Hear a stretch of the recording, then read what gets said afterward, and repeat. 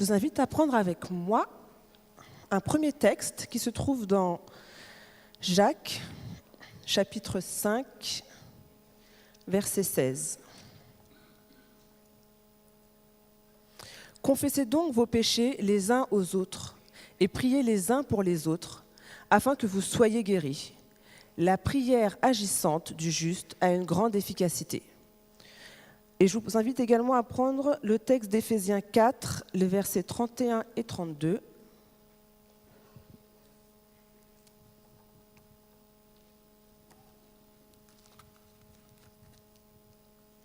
Que toute amertume, animosité, colère, clameur, calomnie, ainsi que toute méchanceté soit ôtée du milieu de vous. Soyez bons les uns envers les autres, compatissants. Faites-vous grâce réciproquement, comme Dieu vous a fait grâce en Christ. Je vous invite à vous asseoir.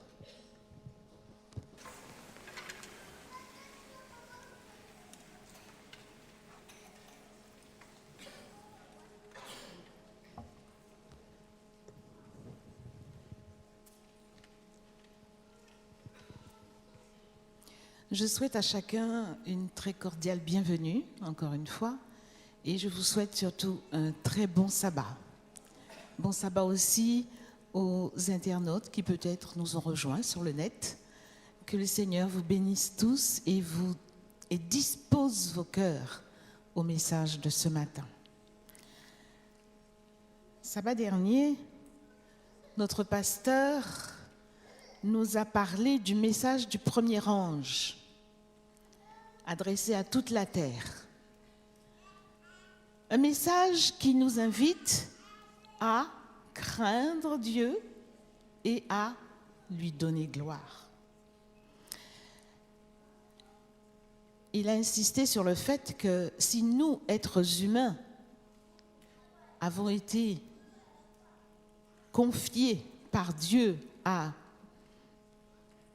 répondre ce message, eh bien, c'était pour une raison précise, parce que Dieu voulait nous inclure, voulait nous faire participer au salut des hommes. Mais si Dieu nous a mandatés, si Dieu a mandaté son peuple, le pasteur a insisté sur le fait que, avant de pouvoir porter ce message, il nous fallait purifier nos cœurs, nous laisser transformer par l'amour de Dieu. En quelque sorte, obtenir de Dieu la guérison. Alors, j'aimerais ce matin, chers frères et sœurs, rester dans cette dimension pratique et spirituelle. Une guérison dans le but de la mission qui est la nôtre. Mais avant tout, permettez-moi de vous dire que celle qui se tient devant vous est de la même nature que vous, avec les mêmes combats à mener, les mêmes victoires à remporter. Nous sommes tous appelés dans ce domaine à remporter des victoires, n'est-ce pas? Et alors que par ce message, nous puissions remporter des victoires par le pardon et obtenir la guérison en Jésus. Pardonner. Je pense que les enfants savent ce que c'est. Chacun de nous sait ce que c'est que pardonner. Un mot facile à prononcer, pardon, mais beaucoup plus difficile à mettre en pratique. On est rongé par une douleur intérieure. On n'arrive pas à oublier ce qui s'est passé. On a du mal à vivre sereinement ou simplement à survivre. Rappelez-vous, déjà enfant, c'était difficile de demander pardon d'avoir mangé toute la confiture ou d'avoir mangé tout le paquet de bonbons. Et devenu adulte, c'était encore plus difficile de demander pardon pour avoir blessé par des mots ou par des actes.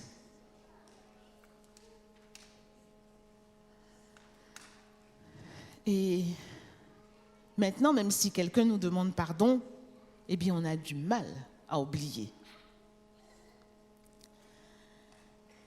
Mais pardonner, est-ce oublier? Généralement, quand on entend l'expression « je te pardonne, mais je n'oublie pas », eh bien, il faut surtout comprendre, toi, tu ne perds rien pour attendre, et à la prochaine occasion, je me vengerai. N'est-ce pas? Certes, il y a des choses difficiles à oublier. Si quelqu'un, par exemple, me frappe avec un bâton contenant un clou, j'aurai une blessure qui peut me handicaper selon l'endroit où j'aurais été blessée. Et j'aurai certainement du mal à oublier ma blessure, à oublier ma douleur, voire à oublier mon handicap. Cependant, en pardonnant, je n'aurai plus envie de me venger et je n'aurai plus de colère ou de haine à l'égard de la personne qui m'a blessée. Le plus bel exemple de pardon que nous ayons est celui de Jésus.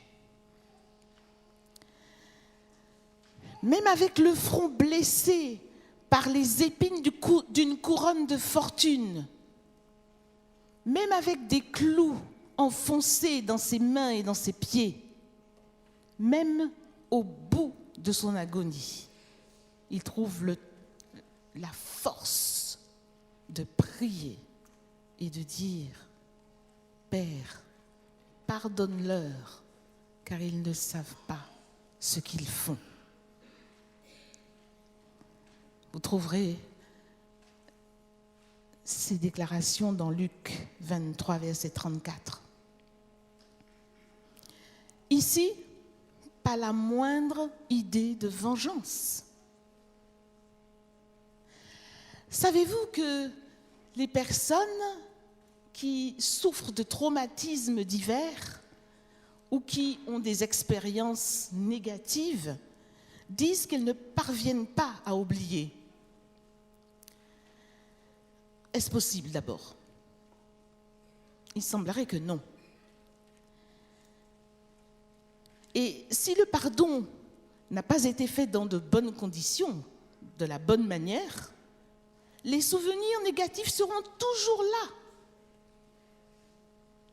Au final, ces souvenirs négatifs seront là, mais on l'intègre, on le digère, ils sont dénués de toute charge affective qui en faisait un poids, un traumatisme. En fait, pardonner ne signifie pas effacer ce qui a été fait. Je ne peux pas le faire en tant qu'être humain. Mais pardonner, écoutez bien, pardonner, c'est décider qu'on ne veut pas rester prisonnier de son ressentiment. Pardonner, c'est aussi accepter l'autre dans ses choix. C'est faire la paix avec lui, avec les actes qu'il a pu effectuer. C'est apprendre à le comprendre sans le juger. J'admets que ce n'est pas toujours facile, que ce n'est pas toujours évident d'avoir cette vision des choses. Mais pardonner est une condition pour se libérer de sa propre douleur.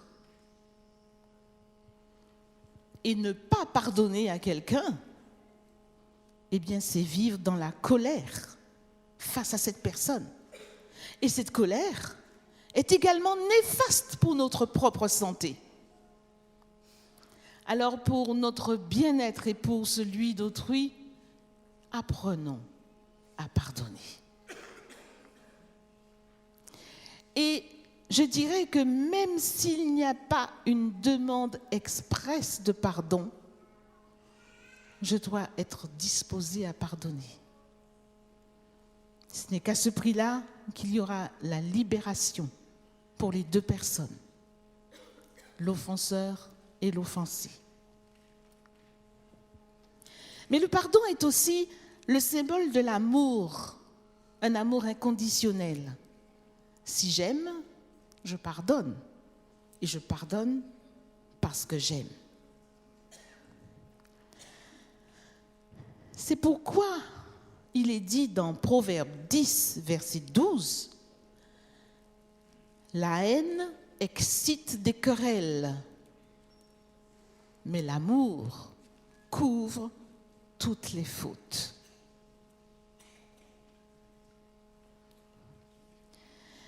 Et le pardon des autres. C'est aussi indispensable que le pardon que nous donnons. Parce qu'il nécessite de notre part une démarche d'humilité.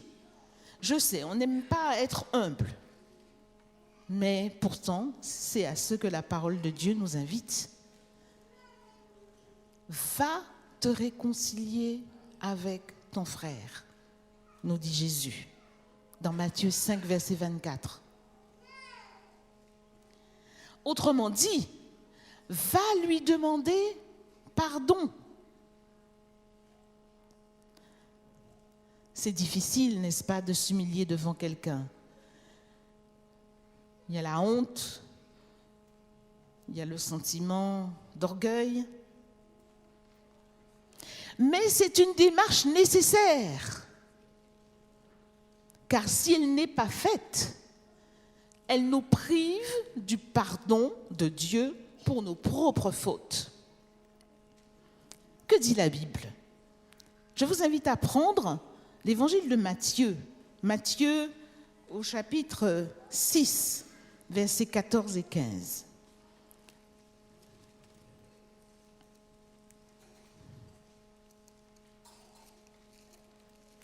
Matthieu 6, versets 14 et 15. Déclaration de Jésus. Si vous pardonnez aux hommes leurs offenses, votre Père céleste vous pardonnera aussi. Mais si vous ne pardonnez pas aux hommes leurs offenses, votre Père ne vous pardonnera pas non plus.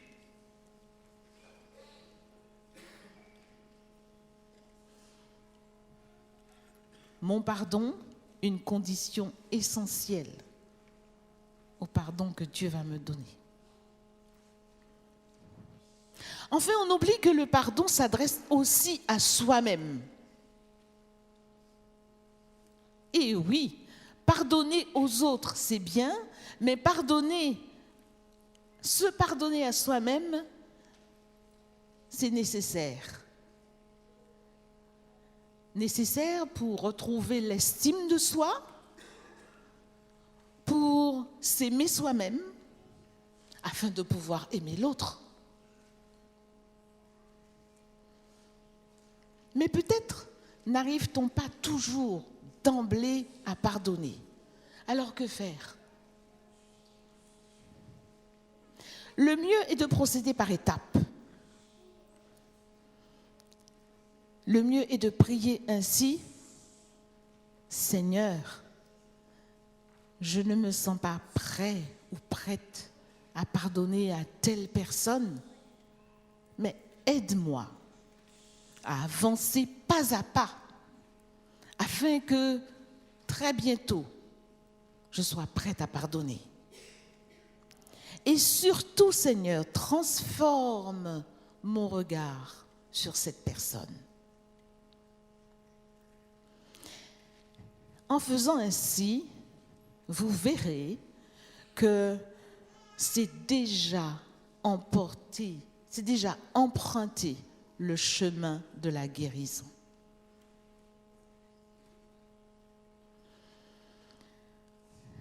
Oui, chers amis, il s'agit de guérison physique, certes, mais surtout de guérison des cœurs, de guérison de l'âme, de la guérison spirituelle. Mais qu'est-ce que la guérison?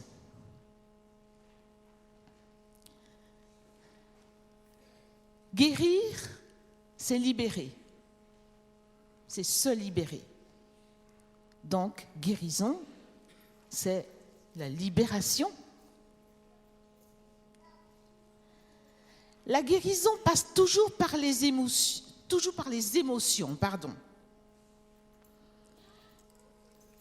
Il faut en effet intégrer ce qui est passé, ce qui nous a marqués, et donc finalement se vider et se rendre disponible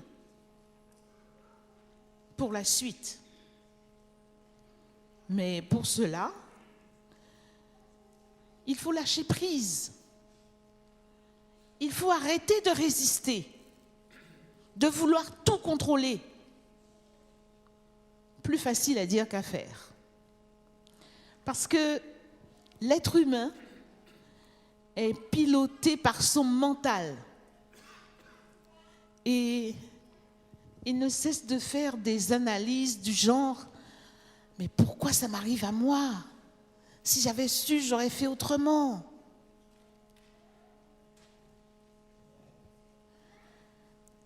Écoutez quelques expressions du langage courant qui montrent le lien existant entre une situation vécue et une souffrance exprimée dans et par le corps. Et je dois reconnaître que tout à l'heure, Monique l'a bien fait comprendre aux enfants, le petit Daniel qui avait mal au ventre. Écoutez ces expressions. « Je n'ai pas digéré ce qu'elle m'a fait, ça m'est resté sur l'estomac. » Ou encore, « Rien qu'à l'entendre, il m'a cassé les bras. » Et encore, « Quand il m'a dit cela, ça m'a brisé le cœur. » Et enfin, ces paroles me sont restées à travers de la gorge. Et vous en connaissez certainement d'autres. En somme, des mots, M-O-T-S, pour exprimer des mots, M-A-U-X. Et pour guérir, c'est déjà la vraie paix, le vrai bonheur, et il permet à Dieu de nous remplir du Saint-Esprit. En fait, il nous amène l'épanouissement spirituel. Relisons plutôt les versets lus par Mathilde tout à l'heure dans Éphésiens 4. Éphésiens 4, versets 30 à 32. Et nous verrons combien le pardon amène à l'épanouissement spirituel. Éphésiens 4, versets 30 à 32.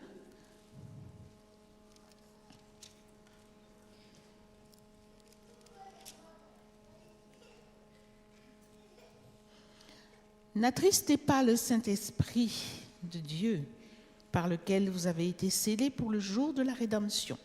Que toute amertume, toute animosité, toute colère, toute clameur, toute calomnie et toute espèce de méchanceté disparaissent du milieu de vous. Soyez bons les uns envers les autres, compatissants, vous pardonnant réciproquement comme Dieu vous a pardonné en Christ. Vous pardonnant réciproquement comme Dieu vous a pardonné en Christ.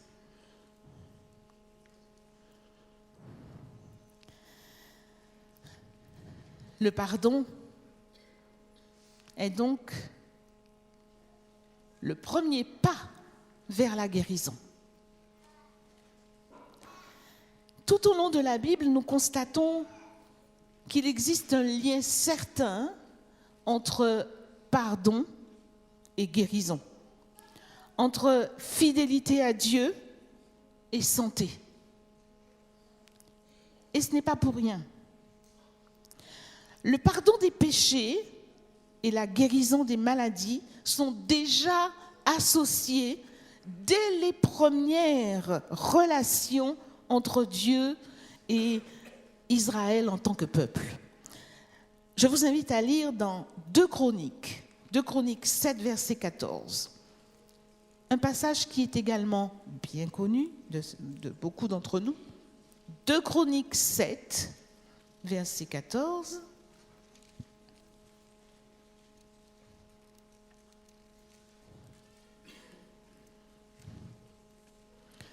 Si mon peuple, sur qui est invoqué mon nom, s'humilie, prie et cherche ma face, et s'il se détourne de ses mauvaises voies, je l'exaucerai des cieux, je lui pardonnerai son péché et je guérirai son pays.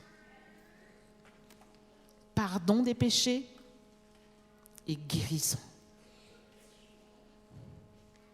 Lisons encore un autre texte.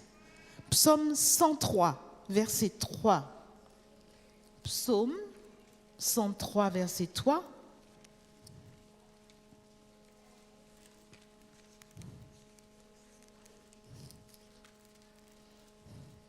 Le psalmiste déclare : c'est l'Éternel qui pardonne toutes tes iniquités, qui guérit toutes tes maladies. Ici encore, pardon des péchés et guérison des maladies sont associés. Et enfin, le dernier texte, Jacques 5, verset 16, qui nous a été aussi lu tout à l'heure par Mathilde. Jacques 5, verset 16. Confessez donc vos péchés les uns aux autres et priez les uns pour les autres afin que vous soyez guéris. On pourrait se demander quel lien il y a entre confesser ses péchés et être guéri de ses maladies. Mais l'apôtre conditionne bien la guérison de nos maladies au pardon de nos péchés. Si nous confessons nos péchés, c'est bien pour demander pardon, n'est-ce pas? Et ce n'est qu'à ce prix que la guérison s'opérera. Savez-vous que les médecins démontrent aujourd'hui cliniquement comment le refus de pardonner engendre la rancœur, qui peut aller jusqu'à la haine et même au désespoir. Et comme toutes les émotions s'impriment dans le physique, de là naît alors, plus ou moins à long terme, telle ou telle maladie. Et tout cela à cause d'un pardon qui aura été refusé ou qui aura tardé.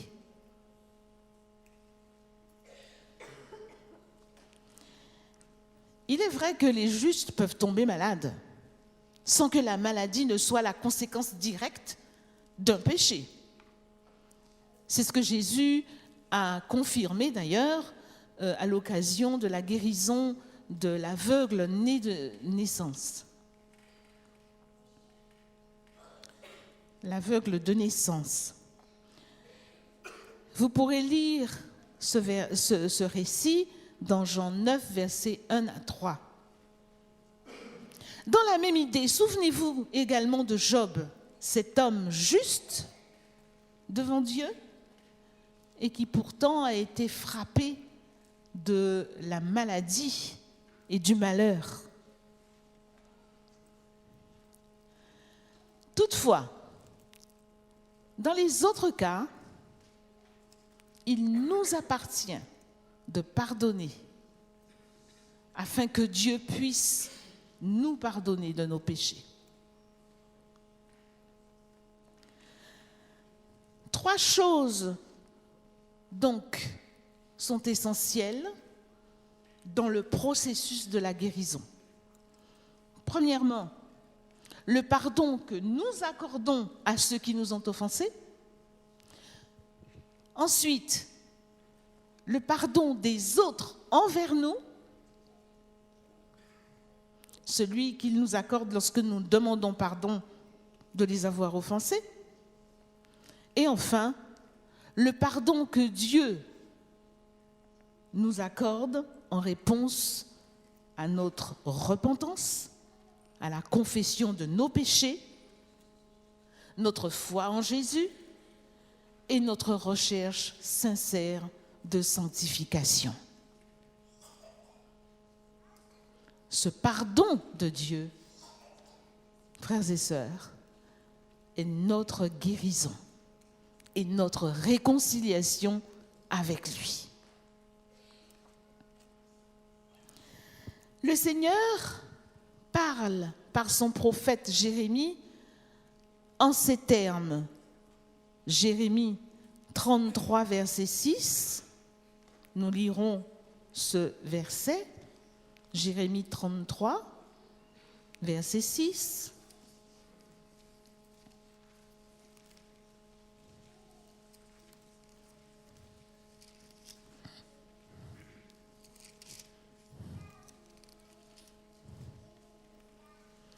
Voici, je lui donnerai la guérison et la santé. Je les guérirai et je leur ouvrirai une source abondante de paix et de fidélité. Je les purifierai de toutes les iniquités qu'ils ont commises contre moi. Je leur pardonnerai toutes les iniquités par lesquelles ils m'ont offensé. Dieu se promet et nous promet de nous guérir. C'est lui seul qui peut le faire.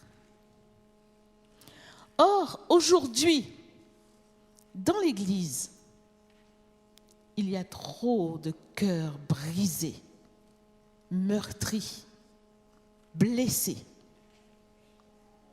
Et même si les blessures ne sont plus apparentes, elles sont néanmoins présentes. Et beaucoup sont dus à l'absence de pardon.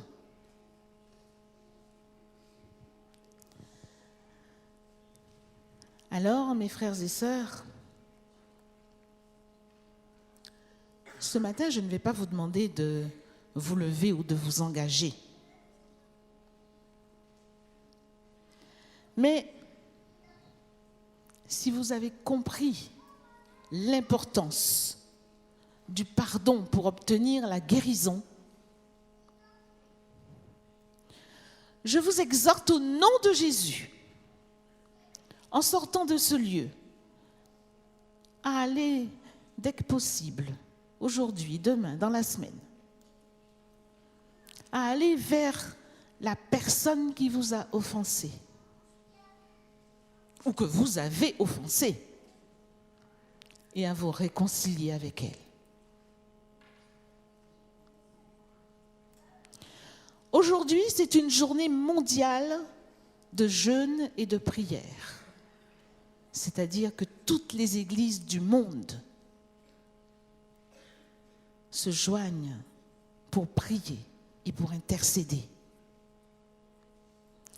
À cet effet, je vous rappelle qu'un moment de prière est organisé ici même dans la chapelle, après le culte et jusqu'à 15 heures. Profitons-en pour faire le ménage dans nos cœurs. profitons-en pour faire le ménage dans nos cœurs. Profitons-en pour faire la paix avec tous. Demandez pardon et priez ensemble. Oui, chers amis, c'est à cela que nous sommes appelés. Pardonnons. Abandonnons l'amertume, la colère, l'animosité, le ressentiment. Et soyons assez humbles pour aller demander pardon. Pardonnons-nous les uns les autres. Permettons à Dieu de nous accorder d'oublier le mal qui nous a été fait. Permettons à Dieu de nous accorder de donner et de recevoir beaucoup d'amour. Marie, pardonnez à vos épouses. Épouses, pardonnez à vos maris. Mari ou épouse, vous qui avez été abandonnés ou même peut-être lâchement trahis, pardonnez. Parents qui avaient le cœur brisé par un enfant, pardonnez. Enfants, jeunes, qui vous sentez peut-être mal compris par vos parents, pardonnez-leur. Toi qui t'es brouillé avec ton frère ou ta sœur depuis si longtemps que tu ne sais même plus pourquoi, pardonne. Toi qui as été blessé par une parole insensée ou par un acte inconsidéré, indélicat, pardonne. Ne laisse pas des paroles blessantes ou des actes malveillants devenir un poison dans ta vie. De même que Christ vous a pardonné. Pardonnez.